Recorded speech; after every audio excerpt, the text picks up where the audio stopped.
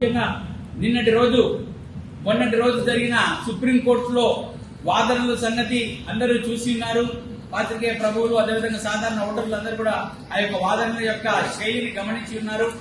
ఆ వాదనల ద్వారా గతంలో జేఎంఎం ఎంపీలు పార్లమెంట్ లో నోట్ల కట్టలు పట్టుకొని పార్లమెంట్ లో ఒక ప్రశ్న వేయాలంటే ఎంపీలు డబ్బులు తీసుకొని అడిగారని చెప్పి ఒక సంచలనం సృష్టించిన తర్వాత దానికి మించి ఎమ్మెల్యేల ఓట్లను ఎమ్మెల్సీ ఎలక్షన్ల గురించి కొనుగోలు చేయడానికి అప్పుడు ఇక్కడ అధికారంలో ఉన్న టీఆర్ఎస్ పార్టీని, అధికారంలో ఉన్న పార్టీ అంటే ఏదో ఇద్దరు ముగ్గురు మద్దతుతో వచ్చింది కాదు. తెలంగాణ రాష్ట్రం ఏర్పడిన తర్వాత ప్రజలందరూ కూడా తమ ప్రత్యేక రాష్ట్రం కావాలని, ఆ ప్రత్యేక రాష్ట్రం గురించి పోరాడిన సాధించిన ఆ కేసీఆర్ గారే మాకు నాయకత్వం వహించాలని చెప్పి ప్రజాస్వామ్యయుతంగా జరిగిన ఎన్నికల ద్వారా ఎన్నుకోబడిన ఆ ప్రభుత్వాన్ని ప్రజాస్వామికంగా అప్పుడున్న ప్రతిపక్షము టీడీపీ, అదేవిధంగా దేశానికి స్వాతంత్ర్యం తెచ్చామని చెప్పుకుంటున్న కాంగ్రెస్ పార్టీలు రెండు కూడా కుమ్మక్కయ్యి ఈ ఎమ్మెల్సీ ఎన్నికల్లో ప్రజాప్రతినిధులను కొనుగోలు చేయడానికి భారీ కుట్ర చేస్తున్నారు.